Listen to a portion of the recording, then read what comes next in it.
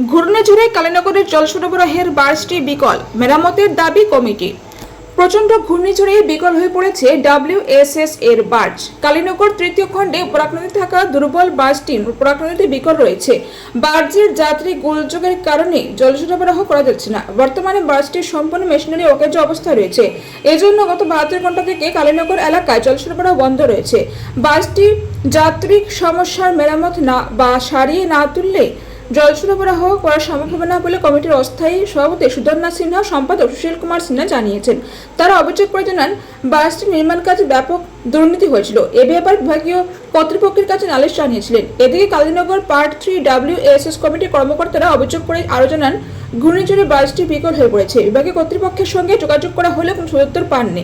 কমিটির সম্পাদক সুশীল কুমার সিনহা জানান, বিকল বাসটি মেরামত করতে কমপক্ষে 2 লক্ষ টাকা প্রয়োজন। পর্যাপ্ত পরিমাণে তহবিল না থাকায় বাসটি কমিটির পক্ষে সারিয়ে তোলা সম্ভব হচ্ছে না। বিভাগীয় কর্তৃপক্ষের দৃষ্টি আকর্ষণ করে বাসটি মেরামতের দাবি জানান committee. Bureau report, SPN Bangla TV.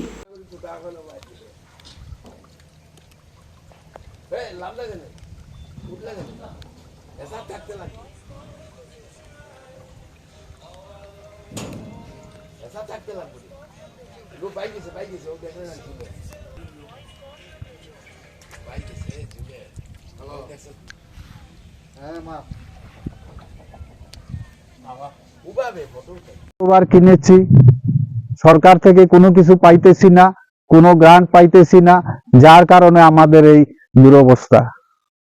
এখন আমরা ভয়ের মধ্যে আছি, কোন সময় তুফান দিব, কোন সময় জল হলে বাড়ি মারবো, বারজারটা যদি বুড়াইয়া নেয় তাইলে তো আমরা আবার এমন বিপদে পড়বো সীমা ছাড়া। সুতরাং আমি সরকারের কাছেও এইটা মঞ্জুরিকৃতের জন্য আবেদন জানাইতেছি, আর আমাদের PHE বিভাগীয় কর্তৃপক্ষের কাছেও এটা মঞ্জুরিকৃত যাতে করা হয়। 3 লাখ টাকার মঞ্জুরিকৃত করলেও মোটামুটি হয়। আর নতুন যদি বার্জার হয় তাইলে তো গভর্নমেন্টে জানে একটা বার্জার কত টাকা, ওইটা একটা নতুনের আবদার আমরা করতেছি, এছাড়া আমাদের উপায় নেই। যে ভাঙ্গা হয়েছে এই যে ওয়াটার সাপ্লাই স্কিমের, এটা কত নম্বর ওয়াটার সাপ্লাই এবং এই গ্রামের নাম কি? এই গ্রামের নাম হইল গিয়া Kalinagar part 3। Kalinagar part 3 PWSS scheme.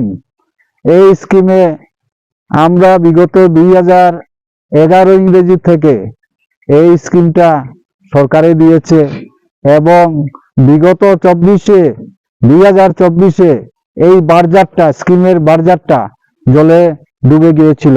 সেই জলে ডুবা থেকে আমরা কমিটি অনেক কষ্টে তুলেছি, কিন্তু এখন আমরা পারতেছি না, যে এখন এটা টিনও গেছে, এটাকে প্যান্টন গুলা কানা হয়ে গিয়ে জল ঢুকতেছে। এখন আমরা অত্যধিক দুরবস্থার ভিতরে আছি।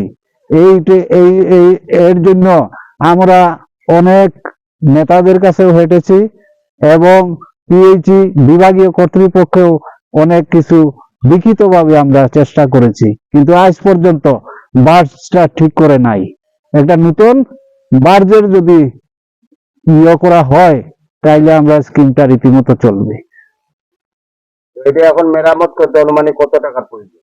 এইটা এখন মেরামত করতে কমসে কম এটা লিকেজ হয়ে গেছে, একটা প্যান্টনে করতে 50-60 হাজার টাকা লাগে একটা প্যান্টন। এখানে দুইটা প্যান্টন আছে, প্রায় এটা লাখের উপরে যায়।